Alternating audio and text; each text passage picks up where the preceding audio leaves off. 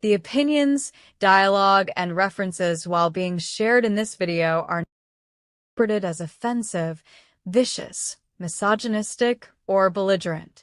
This video is for education and entertainment purposes only. Viewer discretion is highly advised. Now on with the stream. Motherfuckers.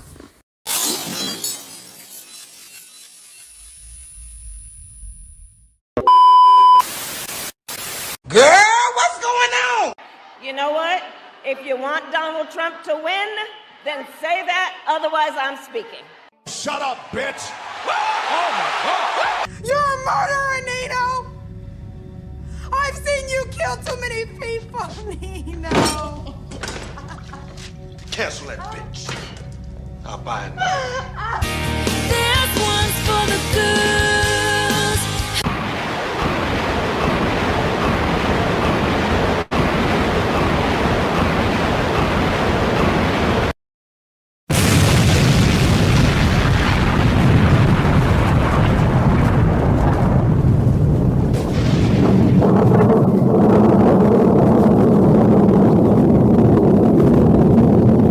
Hey, bro, come on now, dog. Come on, man. Change the subject, because we don't have time to unpack all of that.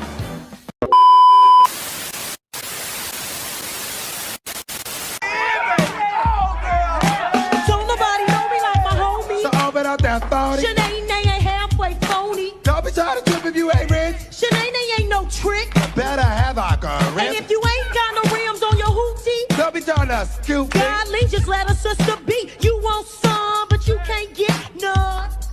Yeah. I ain't having that. You want some, but you can't get none. Oh, no, I mean, you can't get with this. Okay, I ain't trying to trip like that. They want me tripping me out, right? They call you at 4 in the morning talking about, can I come over? You want Hell no, some, you but you cannot can't come get over. none. I mean, ain't nothing open but some fast food places.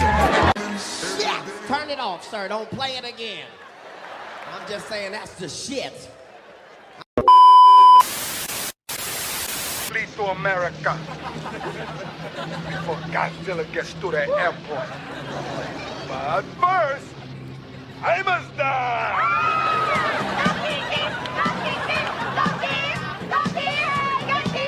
Now it's time for a breakdown.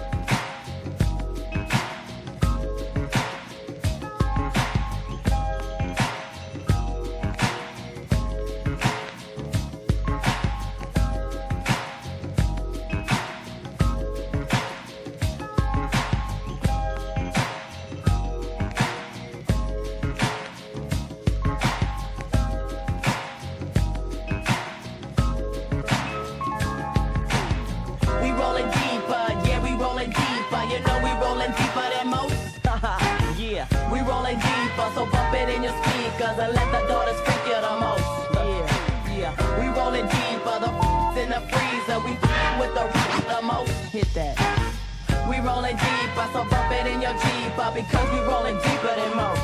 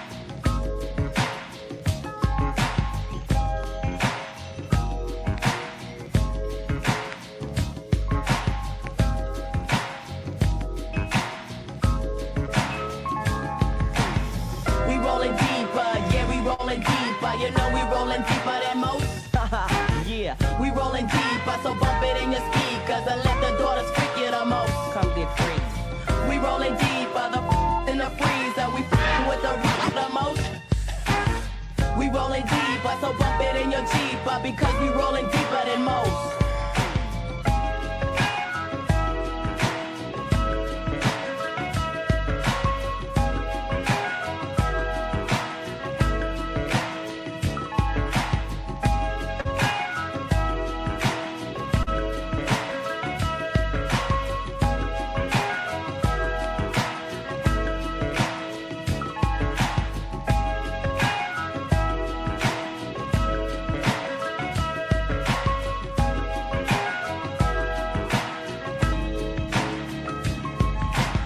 We rolling deeper, yeah, we rolling deeper. You know we rolling deeper than most. Fool.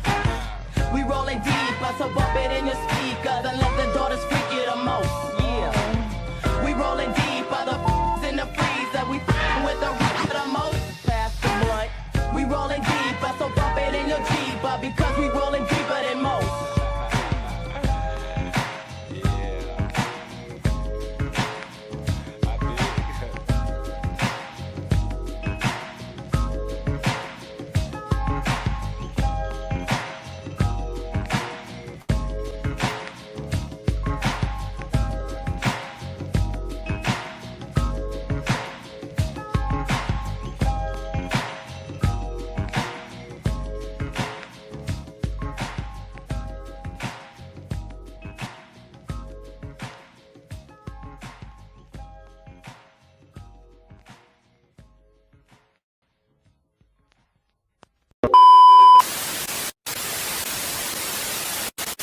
A lot of the stereotypes of why women should not be president are so played out. And granted, I love a good stereotype, especially if it gets me out of being the driver for it.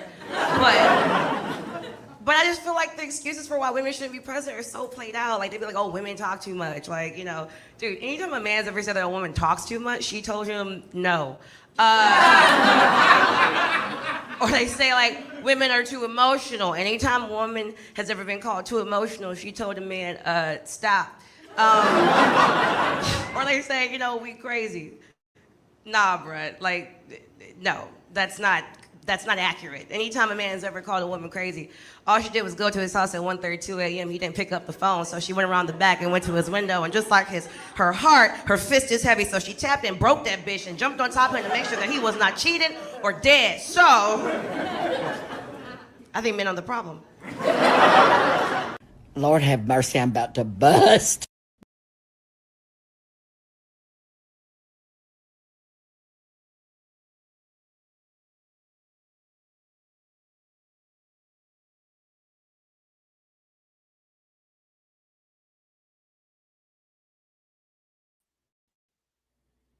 Mic check, mic check, mic check. Everybody can hear me? Put a one in the chat if y'all can hear me.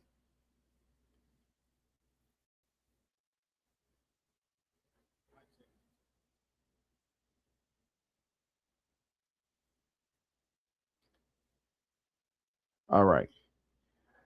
A lot of technical difficulties tonight.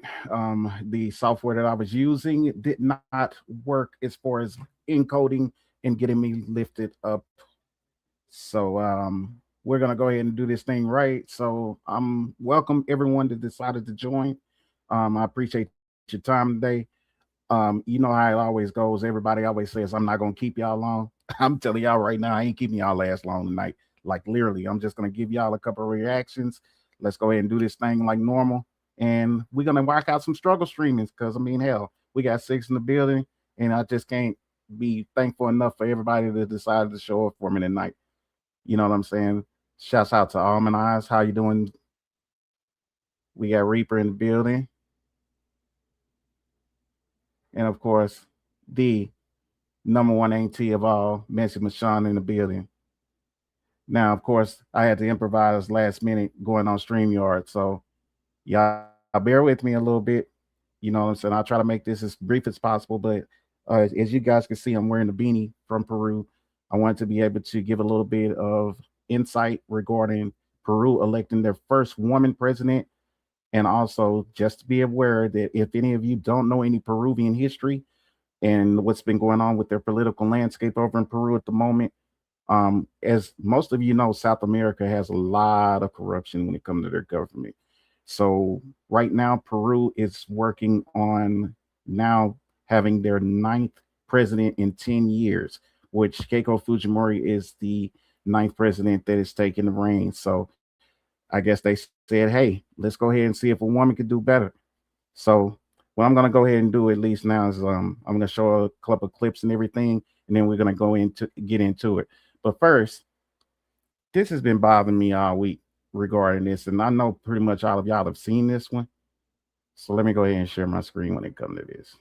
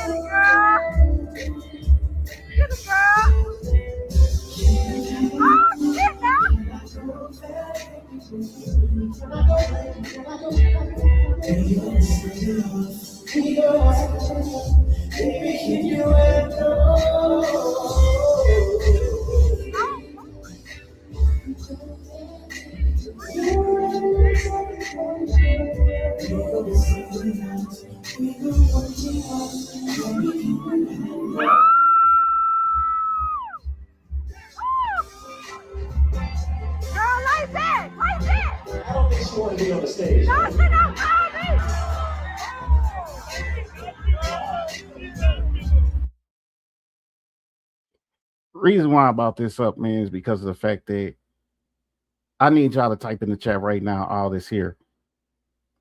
What y'all think about this? Like, what is the first thing that comes to mind when y'all saw that video?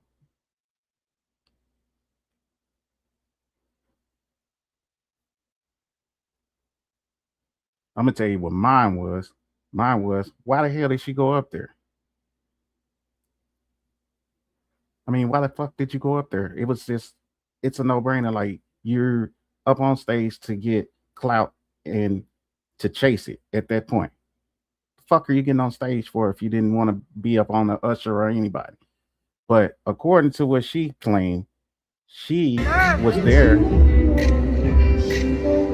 because she wanted to be up under Chris. So she says, and according to her response, was that she was there for Chris. But my thing is that when you got on stage like that, you know what you were doing. You knew exactly what was going to transpire when everything went the way that it did. But yet, you want to sit and pull back as if now something's wrong with Usher and so forth. So, I just don't understand, man. I mean, y'all clue me in on what really is this about, because you know, I look at it half like this with a chest tattoo, and I'm like, what the hell is that? I mean, you're claiming you got pretty girl privilege, and you went on stage basically because, quote unquote, you were invited by Usher and his team, and then this is what you do. If your ass didn't want to be up there, just don't come up there. I mean, it's just really that damn simple. But I digress. So, yeah, forgive me, because look, StreamYard be StreamYard. Y'all know how StreamYard is. But another thing that I wanted to be able to cover tonight was that in Colombia, this made headlines. One of their senators had a seat that was up, and there was a person that got elected that's the next porn star. And it made TMZ and all of these news outlets, and basically they've been talking about it as if she doesn't deserve to have the seat or so forth. So I would like y'all to be able to chime in the chat as well regarding this. So let's see here.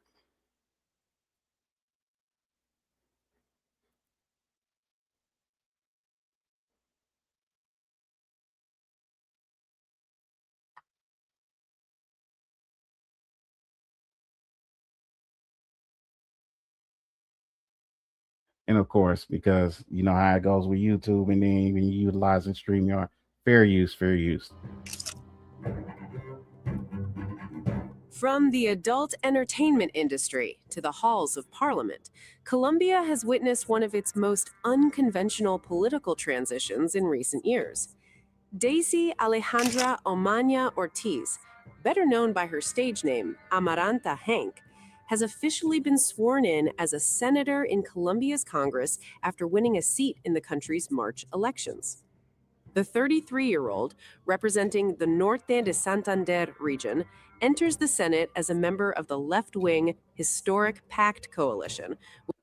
Now, I pause it right here because of the fact that this is big. As a person that's versed in politics, one of the things that I know is that whenever you're talking about left wing politics, usually that is versed in a lot of things that are quote unquote of the rainbow community, and also that there they have a lot of dynamics that goes into being for quote unquote the common man, but a lot of it is just switching around to be liberal talking points. So as you'll see, basically because of this woman getting elected, what she got elected for was the dynamic of she wants to be a crusader, quote unquote, for adult film stars. So let's go ahead and continue with the video. Which secured 25 seats in the election. Her journey to national politics has attracted widespread attention both inside Colombia and internationally. Before entering politics, Omaña worked as a journalist before joining the adult entertainment industry between 2017 and 2019. After leaving the industry, she said concerns over safety, working conditions, and the treatment of performers motivated her to become an advocate for labor rights and social protection. She later founded advocacy initiatives supporting adult content creators and sex workers, arguing that many contribute to the economy while lacking legal protections and facing widespread social stigma. Now, this chick, and I don't know how much any of you probably have read the story or dove into this, but also there's a dynamic that she has regarding her story where she basically had um, a rendezvous with a prominent person that's there in Colombia that basically they end up having like a Cassie Puff Daddy relationship, so forth. So I'll leave a link in the description to be able to let you guys read the article in regards to how that court case went and how it played out and why she's become the advocate that she has when it comes to protecting sex workers. During her swearing-in ceremony, Senator Omaña pledged to push for stronger Social Security, improved healthcare access, and greater legal safeguards for workers in the adult entertainment and informal sectors. Her legislative agenda also includes expanding mental health services, preventing sexual abuse, and improving protections for workers operating in the digital economy. Supporters have welcomed her election as a sign of Colombia's changing political landscape. They argue her presence in Congress gives a voice to communities that have traditionally remained outside mainstream politics and reflects a broader movement toward inclusion under President Gustavo Petro's progressive reform agenda. Her supporters also say a person's previous profession should not determine whether they are eligible to serve in public office. However, her political rise has also generated criticism. Opponents question whether her professional background provides adequate preparation for national legislative responsibilities. And the reason why that's taking place at this moment is because of the fact that Colombia now has a lot of right wing people within legislation. So on the Congress side of the game, pretty much a lot of those are old fogies that still believe in the conservatism and the progressive level of thinking. So as you'll see, basically, she's a disruption of that. So you're going to see basically with her advocacy that she's going to have, that most likely it's going to be met with a lot of hostility and they're going to shoot a lot of her stuff down, which usually happens in Latin America. So one of the things that I want to keep an eye on this story for is because I don't wish anybody to be deleted or so forth, but you know, let's keep it a buck. We know that things do happen, and it's possible that, you know, she just might end up disappearing or so. But I mean, who knows? I'm not gonna wish that on nobody, but you know, let's continue. Some critics have described her election as symbolic politics, while others argue it reflects growing public dissatisfaction with traditional political figures. Omaña has firmly rejected those criticisms. She has repeatedly stated that her past should not define her ability to serve the public, and insists voters elected her based on her proposals rather than her previous career. Her appointment follows earlier rules within Colombia's Ministry of Equality, where she and another former adult performer served as deputy ministers, appointments that also generated public debate. Now serving in the Senate for the 2026 through 2030 term, Amaranta Henk faces the challenge of turning public attention into legislative results. Whether she succeeds in advancing reforms on labor rights, social inclusion, and digital platform accountability may ultimately define her political legacy. Amaranta. One of the things that is big to note too, and this is part of what's been going on in the landscape of the United States as well with senators, is Colombia has the same thing at this time, where basically you can be a lifelong senator. You go in for term deals and then you basically have to be voted out unless you just, don't want to ever just leave. So you either have to be voted out or you just have to leave on your own. So just know that this woman can possibly be a lifetime politician. Amaranta Henk's arrival in the Senate has become one of the most talked about political stories in Latin America this year.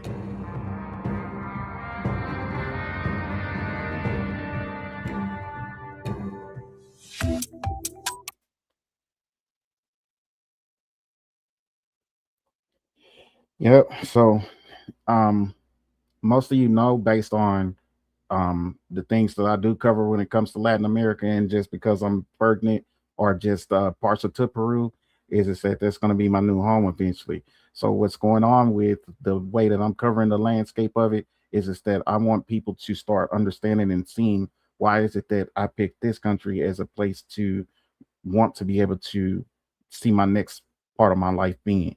So what I'm going to share with you now is some fun facts when it comes to Peru. And these are just little things and little trinkets of just some of their culture that you may not know, but I guess I'll go ahead and share it in this video here. And of course, again, fair use when it comes to all of this. Much do you know about the beautiful country of Peru? Well, if you're planning to visit this beautiful South American country, then you have to know these 11 most interesting facts about Peru.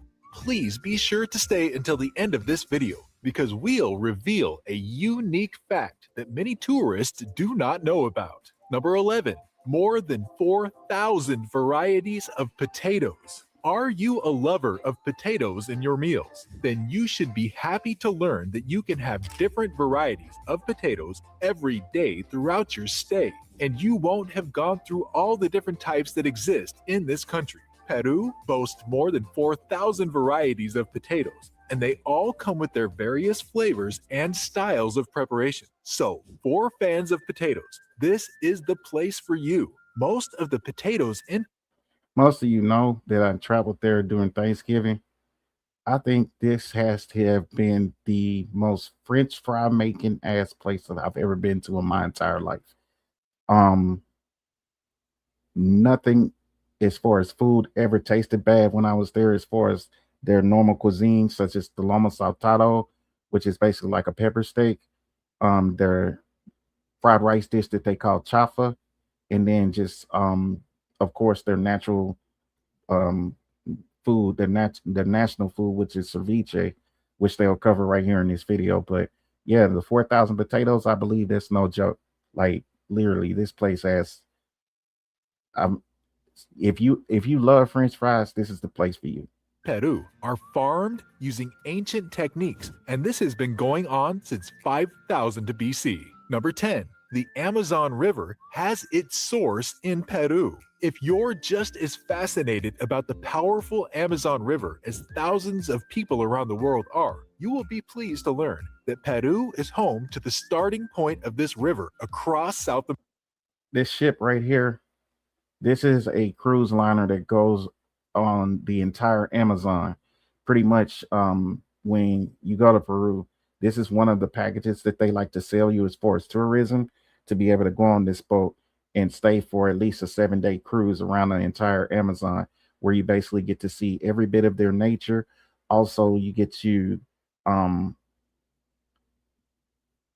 this is the part that trips me out. They basically offer you parts of the Amazon, which I can get into on a later date, as far as telling you guys about climate change being the new real estate. So this is part of what, when you go on this cruise here, this is something that's one of the perks as far as them being able to offer you pieces of the Amazon at a discount. So remember this: if you go to Peru and you ever visit, you'll see that they'll give you this as one of the little tourist deals, as far as going on that 7-day cruise around the Amazon. America. It's easy to think that the Amazon River sprung up from nowhere, considering its fame and the large area it covers. But then, you should know that it's actually a collection of 4 different rivers. These rivers are Mantaro, Marañón, and Apurimac. So the Amazon River that's located in Peru is the Marañón, and it flows outwards, creating many beautiful water bodies along its path. Number 9. There are lots of fresh waters. Of course, you already know that the Amazon is in Peru, but then that is not the only river in this country. Most of the rivers flow from the Andes into the Pacific Ocean. However, one of the most fascinating facts about Peru is the numerous amounts of mountain lakes in the country, and that translates to fresh waters. So you should expect to see lots of fresh waters in this region. And surely you are going to find something interesting if you go fishing in these waters. Number 8, the perfect place for ceviche. Ceviche is a meal that is believed to have originated more than 2,000 years ago during the Moche coastal civilization in the pre-Incan times. This meal contains lightly cooked raw fish with a mix of chili peppers, cilantro, onions, capsicum, and salt. It's almost Now, I know what most of y'all are thinking, especially if you've never been a ceviche fan or have ever had it. The first thing that you'll think or say is that that fish ain't cooked, but the lime does the job as far as cooking the fish. So if you've never had it or never really cared for it or so forth of that nature, I suggest that you try it in places where that's what they do, because freshwater fishes from those places are phenomenal compared to what we get here in America as far as processed food. So I can tell you right now that it's an experience that you won't regret, especially if you are a seafood lover. impossible not to fall in love with this meal at first taste. So this national dish is definitely worth having whenever you're in Peru. By the way, if you want to learn how to save money on airfares, then click the link in the description below. This guide will teach you how to always get the cheapest flights when traveling in Peru or anywhere else. Number 7. Peru has 13% of the Amazon rainforest. One of our all-time favorite facts about Peru is that it's home to the largest rainforest in the world, which is the Amazon. According to reports, the Amazon rainforest dates as far back as 55 million years ago. But the most interesting...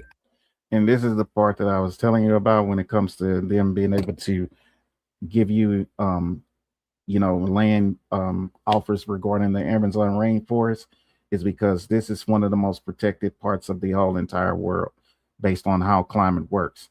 So I'm happy to do a video as far as explaining everything that it goes into that. And I'm just gonna not lie to y'all, all 5 of y'all that's in the building right now, you can make a lot of money from doing that. But I digress, because I've been doing it since I was 35. But yeah, if you really want to learn about this and learn about the things that I'm talking about when it comes to this, then yeah, you're welcome to holler at me with this. Aspect about it for us is that a huge chunk of this rainforest is within Peru's borders. This huge chunk accounts for as much as 13% of the rainforest, with a very high level of biodiversity. So if you take a short trip into the Amazon rainforest, you'll be sure to find different creatures and maybe discover one that has never been seen before. Fun fact, the Amazon rainforest is shared by 8 countries in total. Number 6. Ancient Peruvians communicated with knots. While Spanish is a widespread language in Peru, it's not necessarily the first method that ancient Peruvians used in communicating with each other. Instead, they used to talk to each other by tying knots. And even though you can't exactly call this talking, there's definitely something impressive about quipu, which is the ancient color-coded knot tying system. The Peruvians used it for pretty much everything, including as a calendar, for recording census data and handling tax obligations. It's also regarding the color scheme. It's also regarding how when they knit garb up, it's the same thing. So when you look at a woman's dress or her skirt or the blouse she's wearing, or even the headpiece that you see a lot of the men wearing, that talks to them about how they're ranked within their society, and then just even their communication as far as their daily jobs and tasks that they carry out amongst the tribes. So you'll see that it's almost like telepathy that they're utilizing with each other. It's an unspoken communication that they utilize all the time. So this is one of the neatest things that is celebrated within the parades that's goes on July 28th every year. In fact, in Lima, which is the capital of Peru, they have what's called July 28th Avenue, which basically takes you from the Malecon, which is the boardwalk that's on this edge of the cliff in Lima that goes down by the coast, and it leads all the way up to the capital, to where everybody, gathers and then watches the inauguration, has mass because most of the country is Catholic. And then this is, their whole aspect as far as celebrating is to be able to celebrate all of the tribes, because most of the indigenous people in Peru were Indian and they weren't Spanish derived. They were conquered by the Spanish. However, the Spanish arrived in Peru and introduced them to writing. As they became more educated, quipu wasn't used regularly anymore until it faded. Number 5. Peru has the longest mountain range. A huge chunk of the Andes is in Peru, and it's even more impressive that this is the longest mountain range in the world. The Andes is so large that it cuts across 7 different countries in South America. However, the central portion is in Peru, and many people love to hike around the mountains where they enjoy spectacular views. Plus, although most of this place is filled with mountains, more than 30% of the total Peruvian population lives in this area. Number 4. Peru has changed its currency twice. Just like many nations. I wanted to cover this real quick because this is a really key part right here.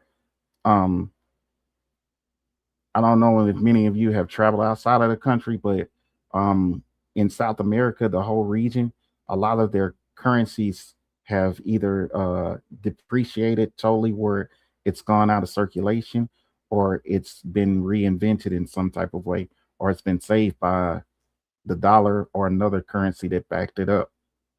Just like in Ecuador right now, Ecuador doesn't even have their own currency. They use US dollars. So the Peruvian soles has had its own, deals of, I guess you could say, trouble, and it's bounced back based on how they've done things in reinventing the currency. So you'll hear this in a second when he covers this.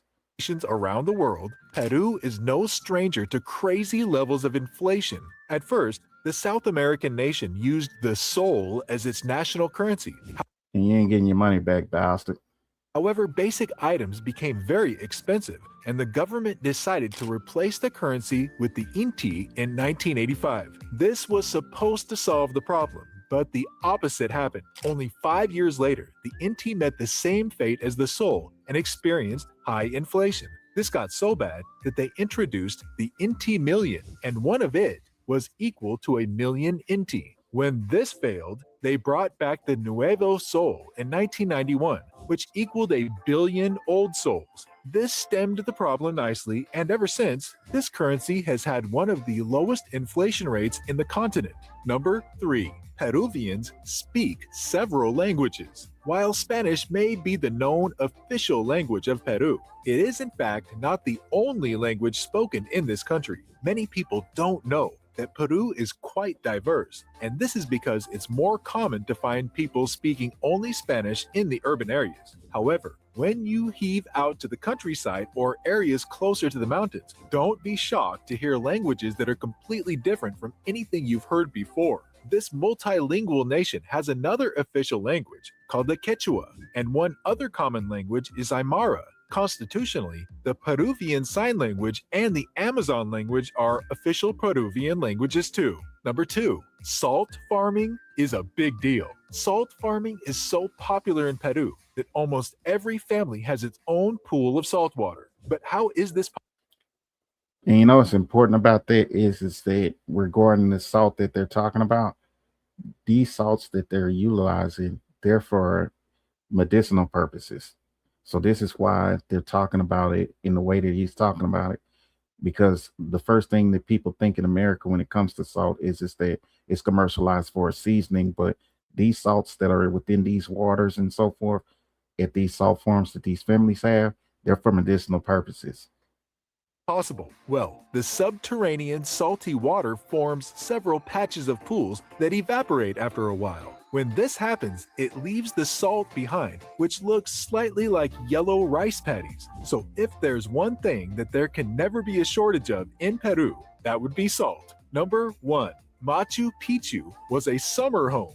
The tradition of rich people having vacation homes in choice locations is not a new one, especially in Peru. And with the perfect location of Machu Picchu on a mountain range that's almost 8,000 feet high, you do not need to be told that this was an architectural marvel during its time. So it's not so surprising that this was built as a summer home for the then Inca emperor. The Lost City, which is the most visited historic site in Peru today, was so large that it hosted more than 700 people, with a huge chunk being the emperor's staff.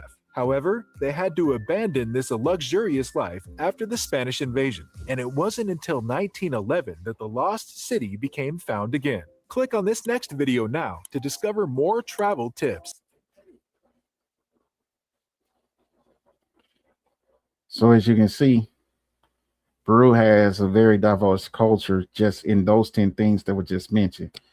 But now, just based on the rich history of their culture, marks a new dawning day where they now have elected their first woman president. And all of the presidents that they've had, they now have finally elected a woman president. So this next video that I'm going to show you is based on giving you a whole dynamic of who she is. And this gives the backstory on how she's rose to power and why she's there. So again, fair use, son of a bitches. YouTube with your recalcitrant asses.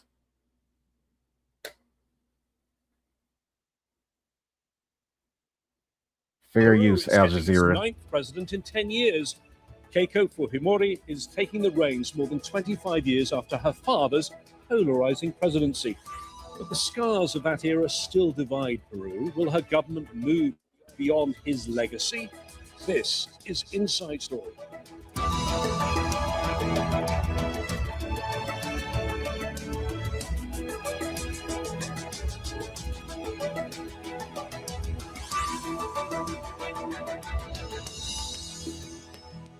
Hello again, I'm James Bays. It took 4 attempts over 15 years, but Keiko Fujimori has finally got Peru's top job. She's making history as the first woman. Count it. 4 attempts. 4 in 15 years. And her dad was the president before her. So he just recently passed away in 2024, but they'll get to that. This has been a lifelong, or her family's been lifelong politicians pretty much. So it's within the family. So you're about to hear her background as far as what her father used to do when he was president, how he got arrested for corruption and so forth, and what's the backstory. And again, fair use, Al Jazeera, you bitches. To be elected president. Her victory makes Peru the latest in a string of Latin American countries to swing to the right. Fujimori defeated her left-wing rival by a narrow margin, and she'll govern over a divided country. Many people are skeptical she'll be able to unite Peru, as promised, worried that instead she will take after her father. The late former president, Alberto Fujimori, was convicted and imprisoned for human rights abuses and corruption.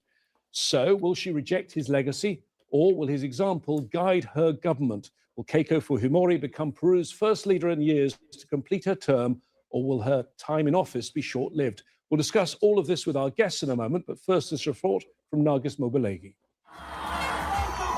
Peru is swearing in a new president, bringing back the Fujimori family to power. A political dynasty that has shaped Peru for more than 30 years. Keiko Fujimori is the daughter of former President Alberto Fujimori. She became First Lady at age 19 after her parents separated. She's had 3 failed presidential bids since 2011 and has now finally won. Her supporters say she's the leader the country needs to restore order, revive the economy, and tackle rising crime. But her father was convicted of human rights abuses, including extrajudicial killings and kidnappings. And Keiko Fujimori's critics worry she may reimpose the authoritarianism of her father's government. Why that's big is because this was the whole aspect of why she didn't get it the first 3 times. It was the whole deal of her looking as if she was going to follow in her father's footsteps, finish his business, do the things that Alberto did when he was president. And there was a lot of things that led to this victory being the way that it was because, well, I'll cover that in a second. But yeah, this is part of what started her journey to be able to shift gears, to be able to now finally figure out a way to be able to get in there this time. So, like the elder Fujimori, she's also faced accusations of corruption as well as money laundering allegations linked to her election campaigns. She denies any wrongdoing. Fujimori will inherit a deeply divided country. Peru has had 9 presidents in the past decade, many brought down by impeachments, resignations, and corruption scandals. And Fujimori has been accused of being the architect of much of that instability. She narrowly won the election by fewer than 50,000 votes, but she's promised to unite the country.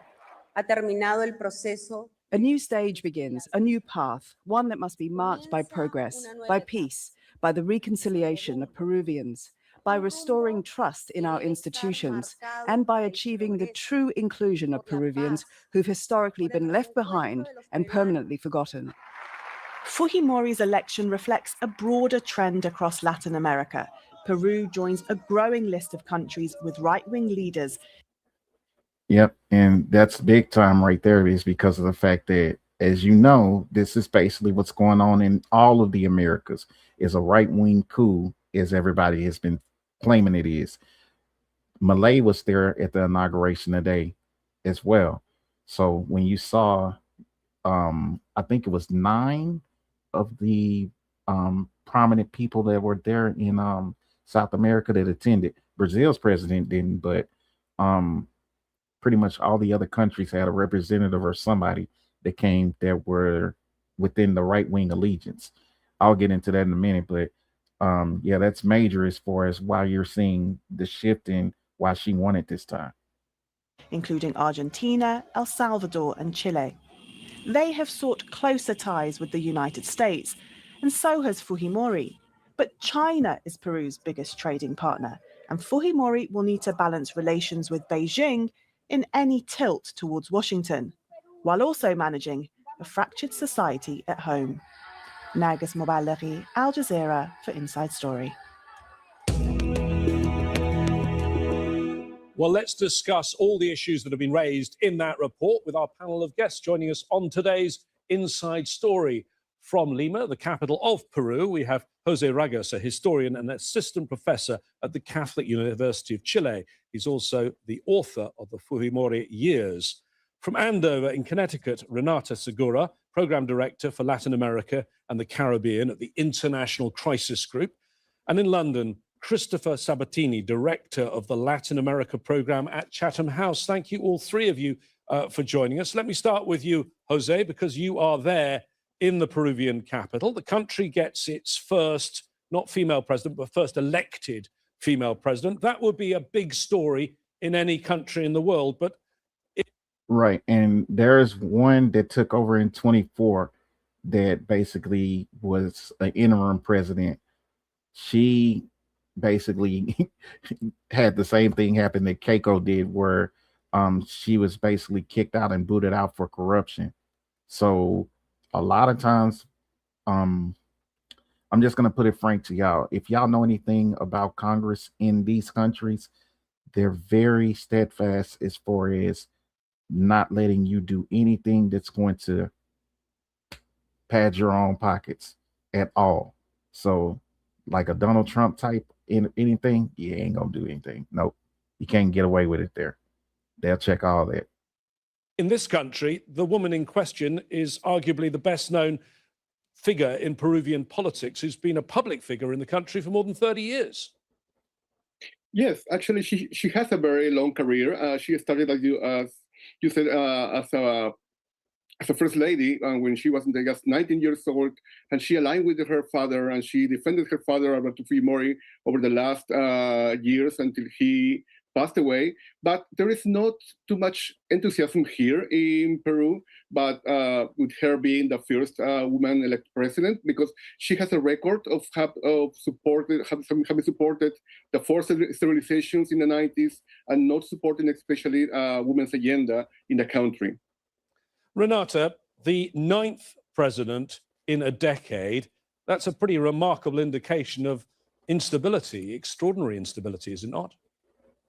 Yes, absolutely. By far the biggest instability in this sense in Latin America. And that the core of this instability has been this continuous fight between the executive and Congress. Congress in Peru has this incredible faculty to be able to... You hear that? That's what it is. It's always going back to the whole deal where Congress just doesn't like who's in charge, and they'll do anything possible to make sure that they get the hell on. But addressing CIP here, basically he's talking about by Keiko having being natively Japanese and having Japanese bloodlines. Yeah, she's pretty much going to end up in line in some way, somehow, shape, or form with Japan's rule. But that's another stream, because I would want to get all in depth with what I do know regarding all of that. But yeah, you'll hear it here first, and I'll go ahead and just say this. Expect Peru to break a lot of ties from the Chinese. And that's all I say. Get rid of the president merely by what they call moral incapacity. So it's a bar that is very low. And if you have a divided Congress, it's very easy to get rid of the president. This is going to be a little bit different with Keiko, because she is the first president in recent history that has a bigger coalition supporting her in Congress. So maybe she will be the president that actually finishes her term.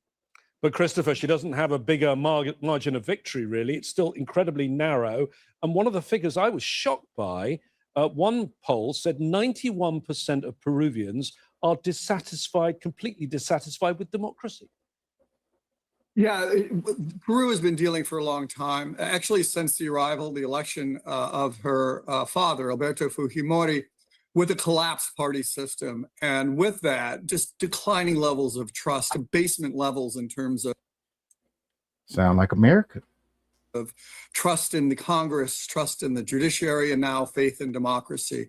And for good reason. And the truth is Keiko Fujimori now for years has been leading this sort of scorched earth campaign from the Congress. And at the time, the Congress was a single chamber Congress. In this election, they've now have two chambers. They've reopened the Senate after a long time, after a constitution that eliminated it.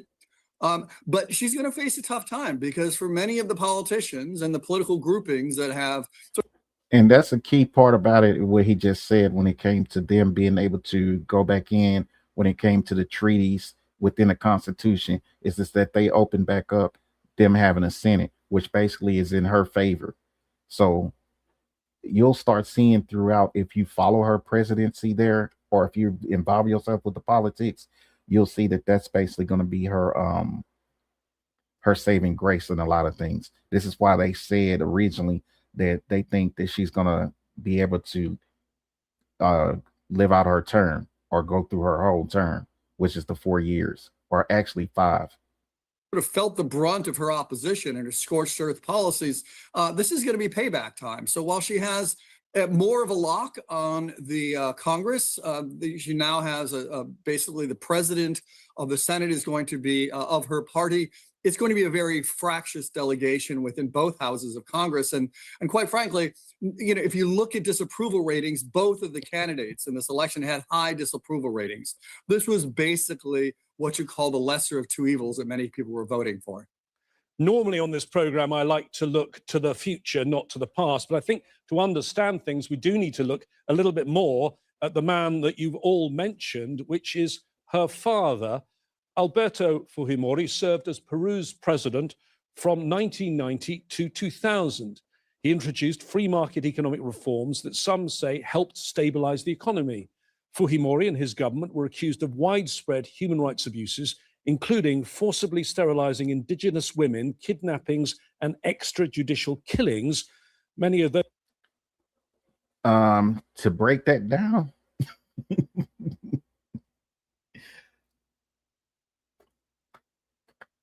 they were gene stealing.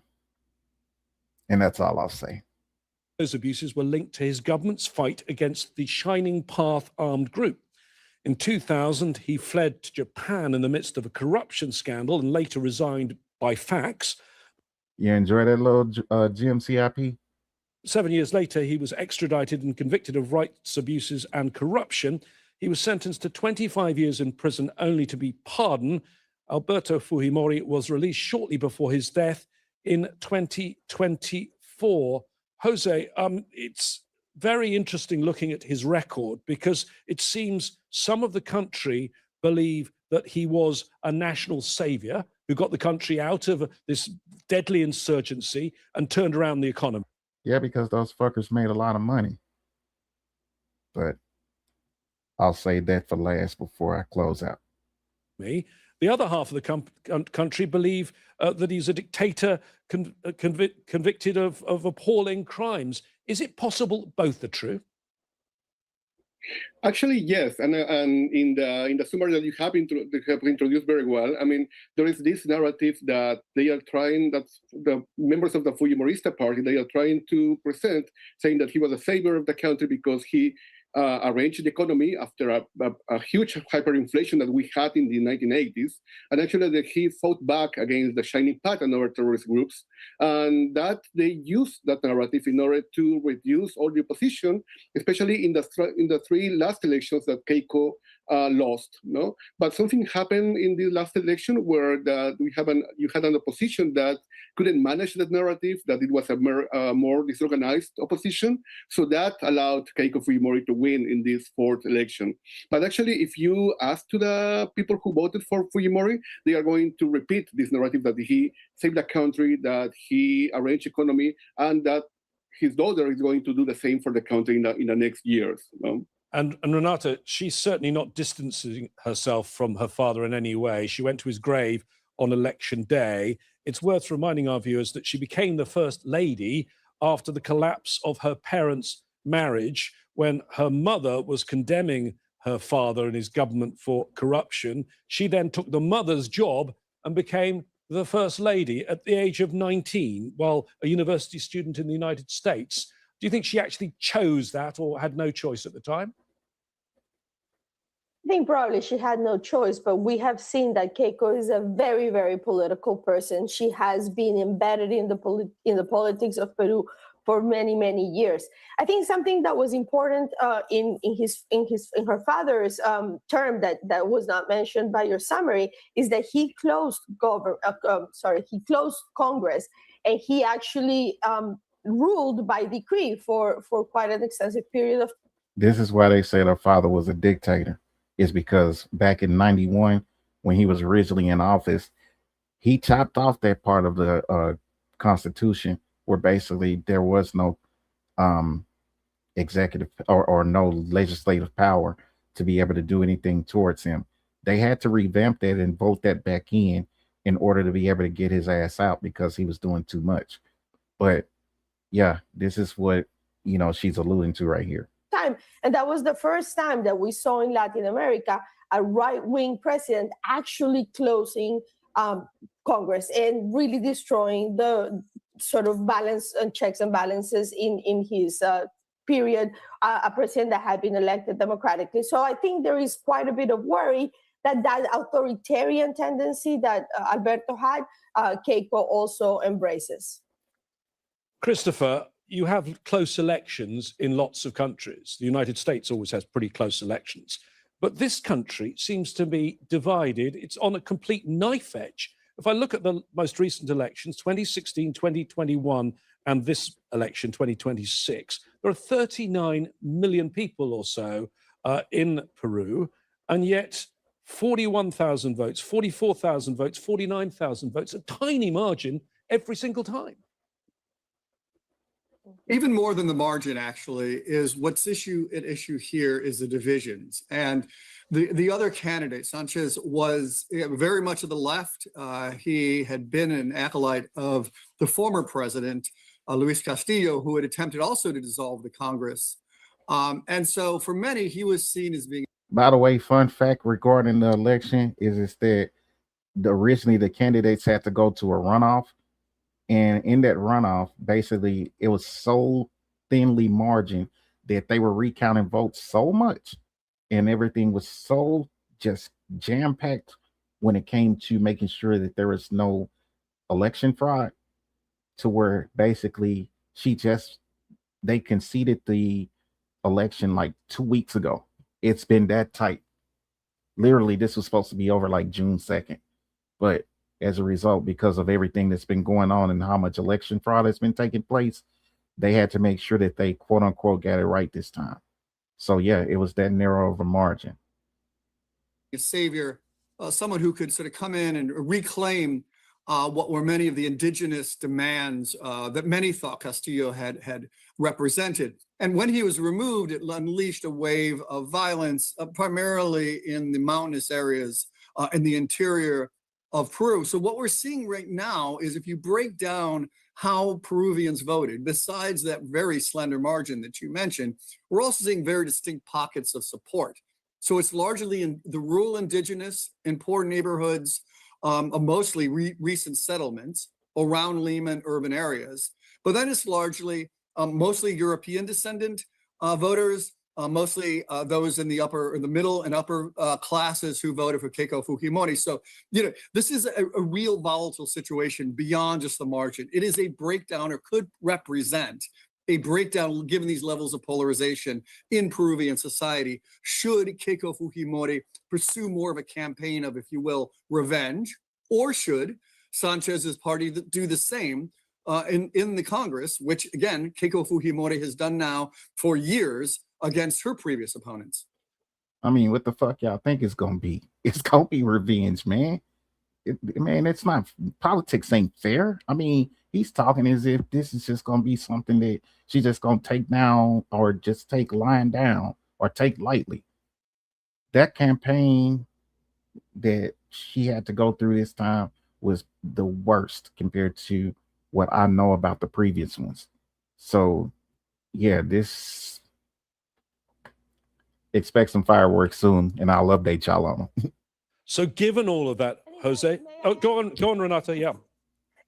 No, I just wanted to add something to what Chris was saying that I think is very important, which is that not only was the margin between the two candidates very close, but the people who put her over the winning line were those Peruvians who live abroad. So for the first time, those Peruvians that voted inside the country actually elected Sanchez, and Fujimori is only president because those people who live in the diaspora. And I think we know that in Latin America, those people who live outside of the country tend to vote more to the right.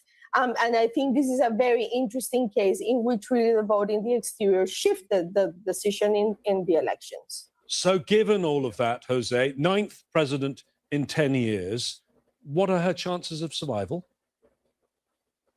Well, actually, the reason why there was 9 presidents in the past is because Keiko Fujimori, and because there is this ultra conservative coalition that was ruling from the Congress, and with Keiko Fujimori behind that. So what maybe is going to happen here is going to be a more nuanced balance between the opposition and the Fujimoristas, as it happened yesterday night when the Senate now is in control of Fujimoristas and the lower chamber is in control of the opposition.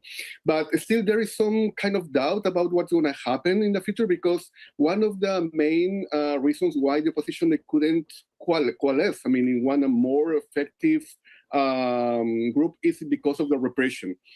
Something that Renata and Christopher said is very important, because one of the main reasons why there is this divide in the country right now is not only in terms of Fujimoristas and anti-Fujimoristas, it's because the opposition is located in the southern regions, especially with the more indigenous presence, where the repression was totally brutal by the armed forces and the police, especially in the 2022 and 2023, after Pedro Castillo was revoked from power. No? So there is this something that is happening right now.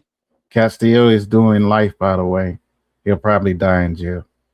Now in the capital city here is that you can see all the public spaces that are closed. For example, the Plaza Mayor and most of the major squares here in Lima, because they are feared that there is more mobilizations, that there are more opposition, and they are not going to allow the civil society to organize themselves in order to present a more united front for the next 5 years. Christopher, what would you say are the major? Go on quickly, yeah. Because what Jose just said is exactly the sort of prescription, if you will, for zero-sum politics. And that's driven Peruvian politics now for, as you mentioned, it for the last 10 years. But now it's become particularly sharp for the reasons that Jose just mentioned. The sense of exclusion, the sense of marginalization, the sense of people who don't have avenues within the institutions. Now, one interesting fact was in the first round of elections, there were more than 30 parties or 30 candidates on the ballot. People joke that it looked like actually a pizza box. Y'all hear that shit? 30. Before this election even really got jumping, it was 30 fuckers that threw their hat in the ring for that position. 30. You had to go through 30 fucks just to get this position. 30. Why the hell would 30 people think they can get to be the president? Especially in a country like this. The ballot was so wide. So that also means that Peruvians' identities are fragmenting, as is the party system, which will make it very difficult to govern, irrespective of what happened in the margins of the electoral victory. Renata, the issues that matter to people that were driving the vote, clearly crime is one of them from what I've been reading, particularly these extortion cases. Apparently up to 2,000 a month that are being reported now. In addition, you've got drugs, you've got cocaine, and of course, sticking with crime, you've got the crime that's at the top. You've got corruption. 4 former presidents are in prison. Another former president in 2019 shot himself as the police were coming to arrest him. Would you say crime is the #1 issue? Because the economy is actually reasonably sound, is it not? Yes, and it has. I want y'all to think about this. I'm gonna let her rock, but I want y'all to think about this before she answers. What y'all think it is? Has always been reasonably sound in Peru in sort of a miraculous way, and that's a whole other conversation. But I think Peru, such as it's the case in Latin America overall, for the people, their everyday concern is really criminality or security. And we see this throughout the entire continent, in which even countries that are relatively peaceful in comparison to others with higher levels of violence still put security as their biggest concern. And I think the election of Keiko in this way responds very much to that fear. And it's something that we're seeing throughout the continent. That's the same thing that is happening right now in Colombia. The same thing that has happened in other countries like Ecuador, in Central America. People want candidates that promise that they're going to do a quick turnaround in security. Now, the question is, can they, right? A lot of these problems, a lot of the security issues that Latin America faces are deeply ingrained in the structures of the societies. And these iron fist policies, these promises such as the one that Keiko and others do of really being able to turn around things very quickly are in general not really effective. So she's going to have to really, live up to her promises in terms of being able to both limit normal crime like extortion and things that happen on a day-to-day, and wider organized crime. In Peru, for example, illegal economy is a huge problem, such as drug trafficking. So there's a lot of challenges that she's going to have to respond to quickly, and it's not going to be so easy for her. So, Jose, regional... Why that sound familiar to us?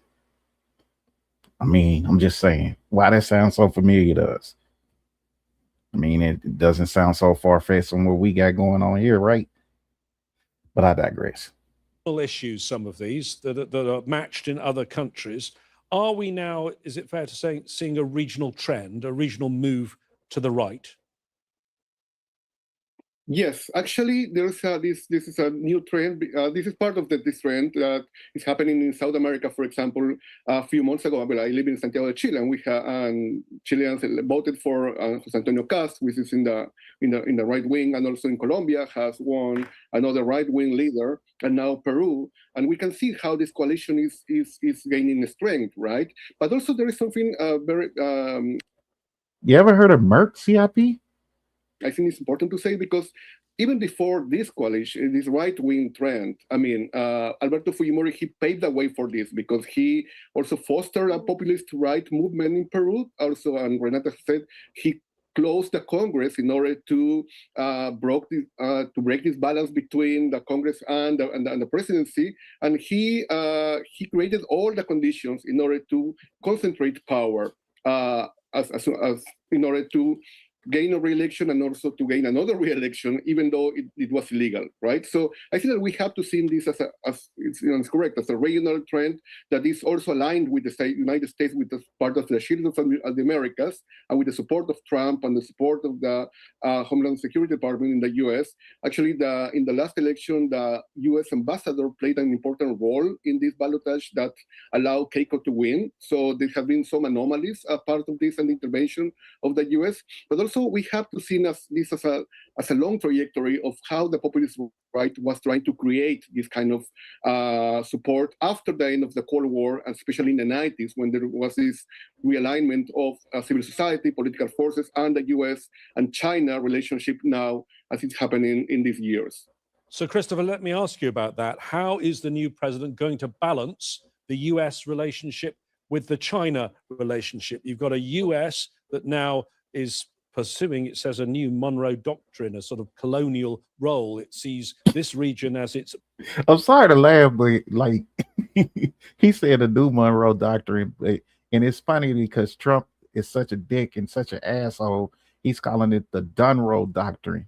He's not even calling it the Monroe Doctrine anymore. He's putting a D on it to be able to symbolize it like it's his fucking thing that he's come up with.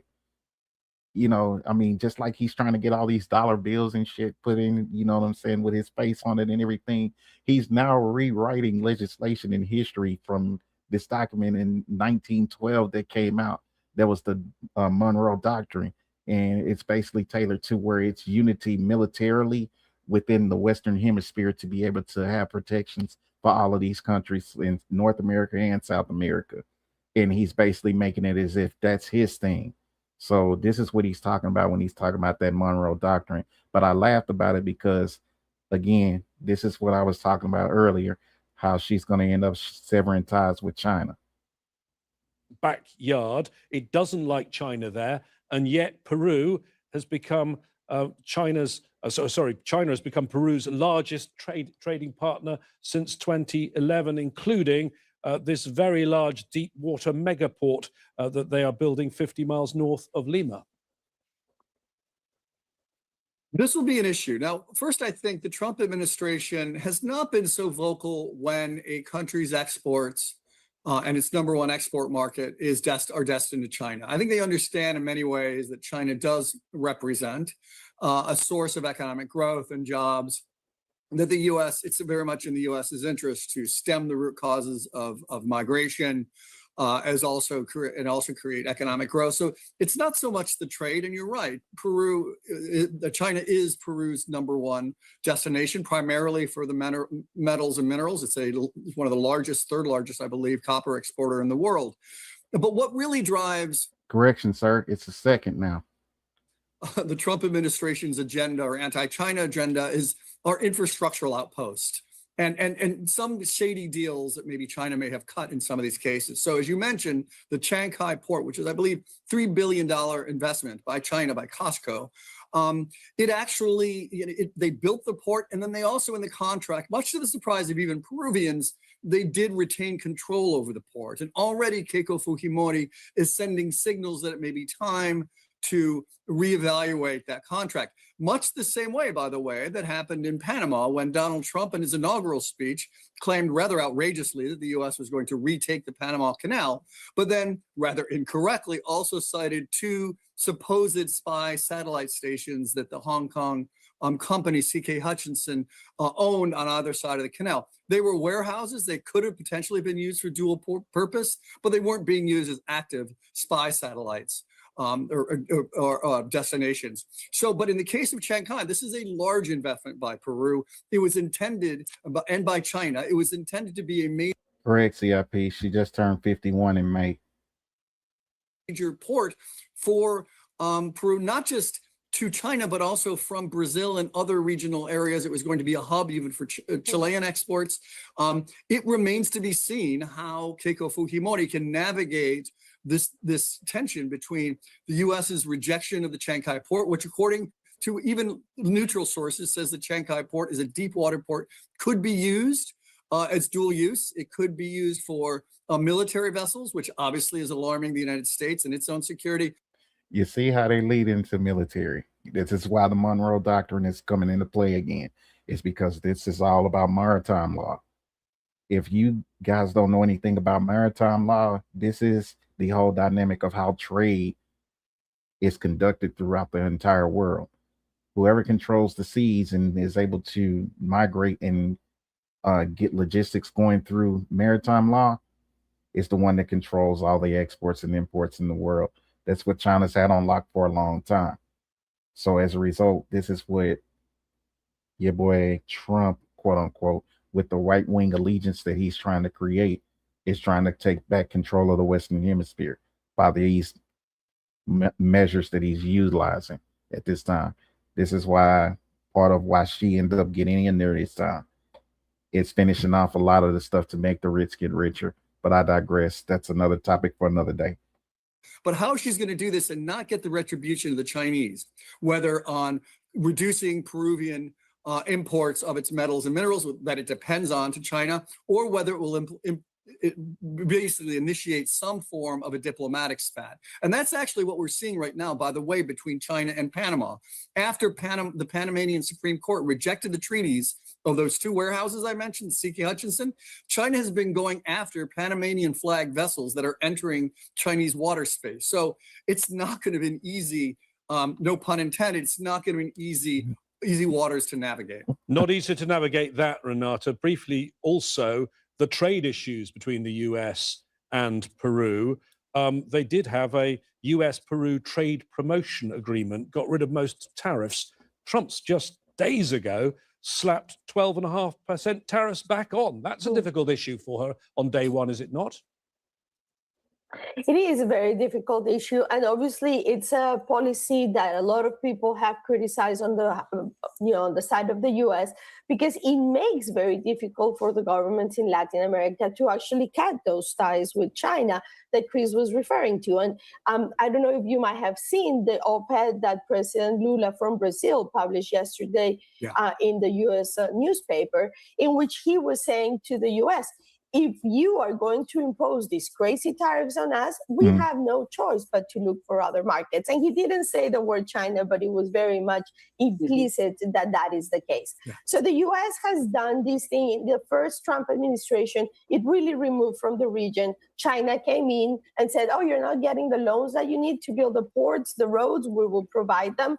There were funny deals around them because that is how these things operate. And now that the U.S. is back, it is putting Latin America in a very difficult position, because if you're going to be both demanding that you cut your ties with China, but simultaneously imposing tariffs on your exports to the U.S., it's really leaving very little wiggle room for the Latin Americans to actually be able to do what would make President Trump happy. So Keiko and many other presidents on the same boat right now. Can you imagine what 2028 is going to look like once Trump leaves office, and how all these moves are going to start going into this shaky blue and or gray area when it comes to things? If a lot of these countries that Trump has made deals with are going to get undone, especially if a new president gets in there that is Democratic or, not of what Trump wants to do. So you're going to see a lot of shifting of the guard possibly in these next 2 years, where people are basically fattening their pockets, but you don't know if those deals are going to stick or not. And this is kind of what she's alluding to when it comes to these tariffs and things that Trump has been sticking on China and a lot of countries. Thank you very much, Renata. Thank you to our guests today, Jose Ragas, Renata Segura, and Christopher Sabatini. Remember, this program is also available on our website, aljazeera.com.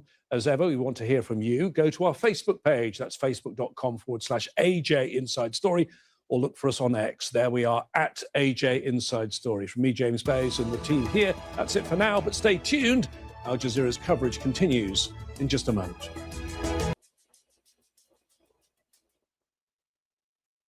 So, kids, how did y'all enjoy that wonderful and jazz as far as their political structure?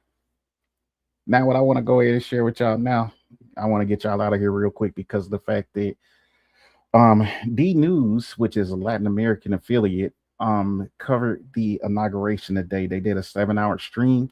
What I'll do at this moment is that I'm going to take the next 10 minutes to be able to give as much highlights as I possibly can to some of the proceedings that happened during the processionals in the inauguration today. And then we'll go ahead and get the hell up out of here. So go ahead and hit that like button as usual. You know what I mean? I'm not a normal streamer, but fuck it. Hit the like button. Don't act like that y'all shy. Let's go ahead and cue this up. Like I said, it was over 7 hours. So I'm going to mute this stream as far as the deals because they have subtitles to them. At this point, they can be transcribed in English, but I'll just try to give an overview based on some of the highlights that I've seen. What you're seeing now at this point that's on the screen, this is Jesus Maria Balcazar, who is the interim president at this time. And basically, or he was the interim president before Keiko took office. He assumed the position back in September after some corruption of the last president that was in there, which was the lady that was before Keiko.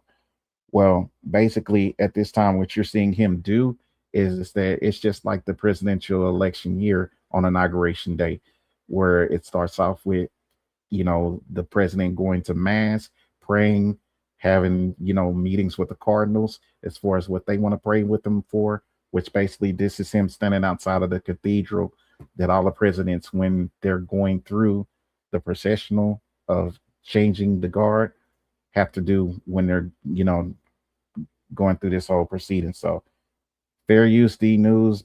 Y'all not gonna strike me, man, because of the fact I'm not gonna use y'all audio.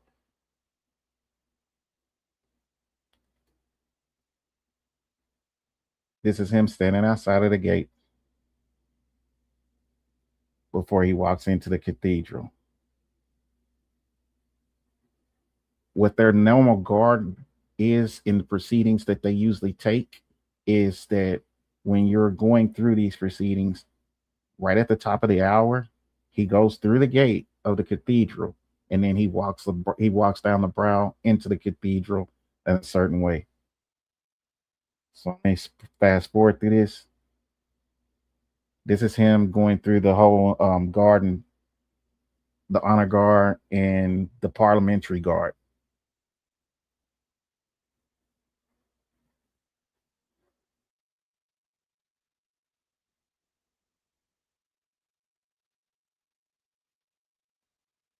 As you see, he's taken up to the steps.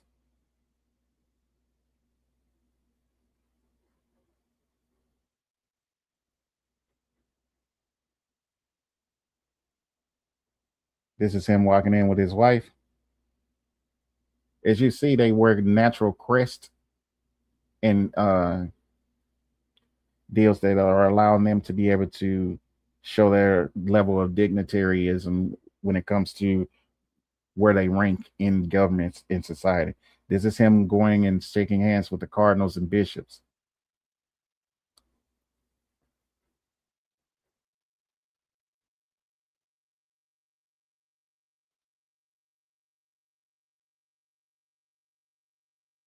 So in this part of the processional, basically also they have it to where all of the dignitaries gather around to be able to pray for their families as well. As you can see, that there are people that's from all of the Latin American countries and representatives from other countries around the world as well. They go through this processional.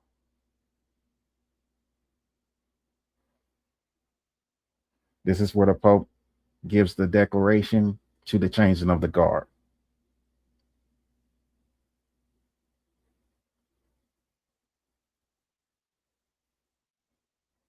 As you can see, other dignitaries are basically speaking as a result of this as well.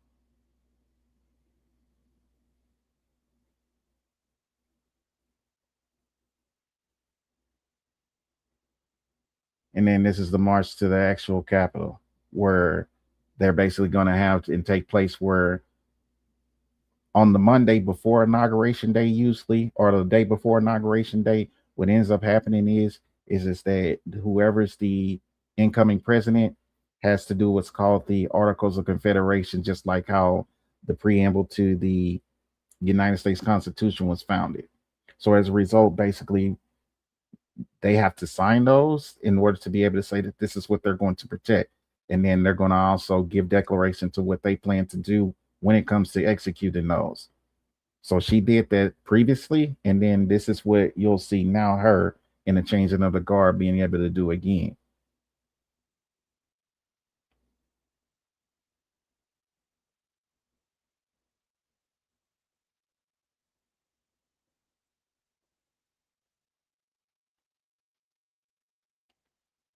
And this is her. There's Keiko.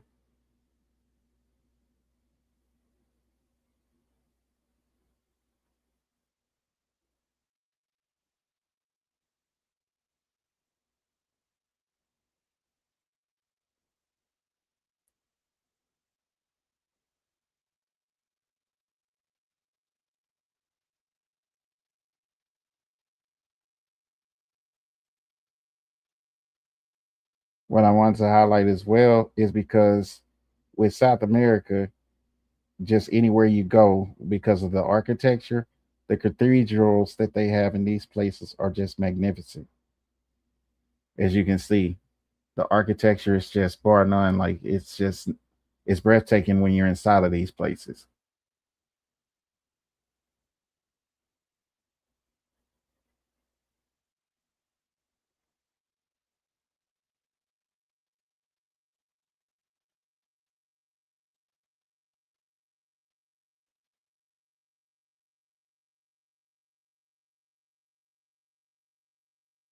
This guy right here, I believe he's her one person that's going to assume the leadership over the Senate, and he's our foreign minister.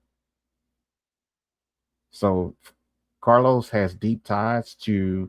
He worked in D.C. alongside the Peruvian embassy, so he has deep ties to basically knowing the landscape of how the United States works, and basically going to serve as a liaison for her in Washington.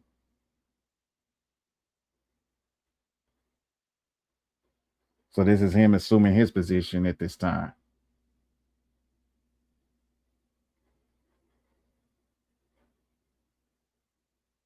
These seats here are within the Parliament Hall, where she basically again takes and assumes the office, where she goes over the Articles of Confederation that I spoke about, and then goes over the whole dynamics of what she's going to be able to do.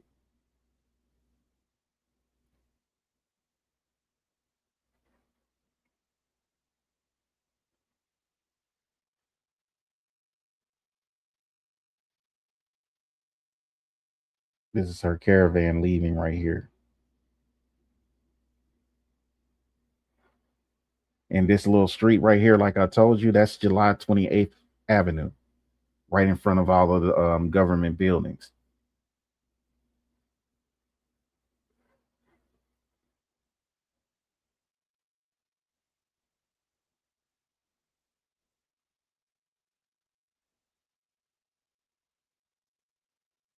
And just like anybody else, man, they got Secret Service.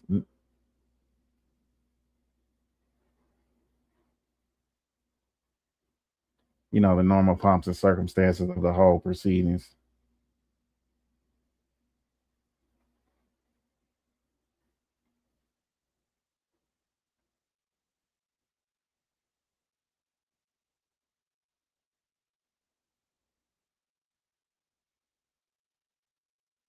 And these are other, I believe that's the president of Spain right there, if I'm not mistaken.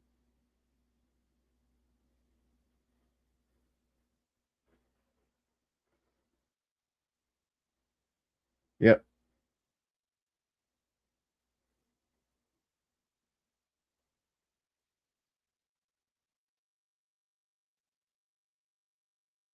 Also, one of the key things to this is that they all get what's called a coat, which is basically like a plaque or a symbol that basically represents them being able to be witness to the transformation of power from the old Peruvian president to the new one. So this is why the Latin American leaders usually get together like this in order to be able to show that power when it comes to these things.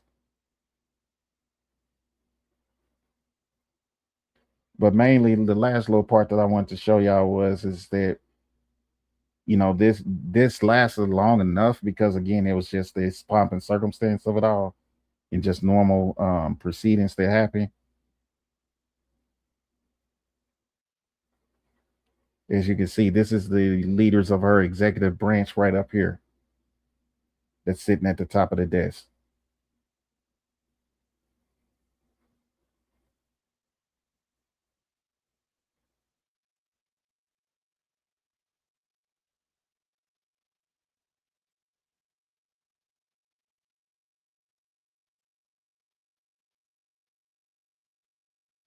This was her picture originally when they were giving away the coats with Malay. Right wingers with right wingers. Then I wanted to show y'all where she was going down the street, and then I think we can wrap it up right here.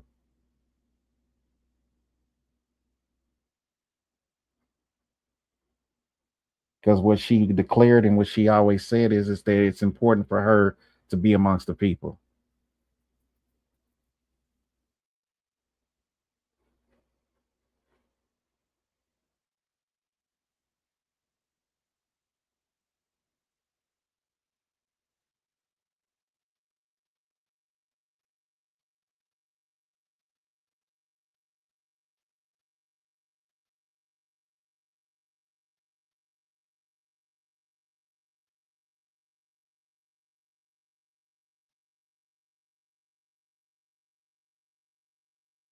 This is her taking the oath.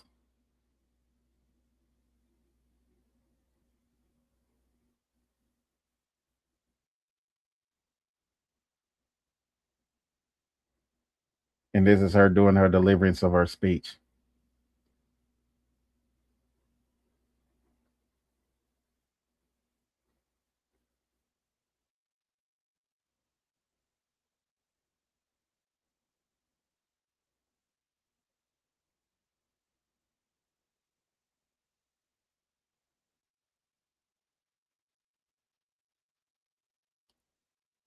And this is her with her official satchel, taking office,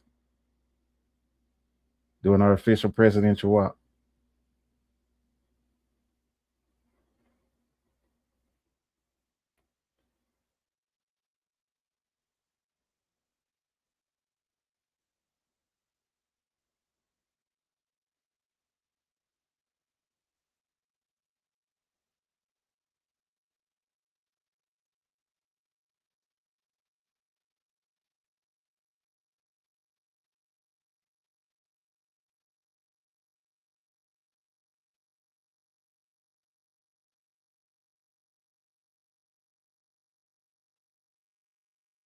As you see, they lock arms and hold hands to be able to show unity and solidarity towards the new leadership.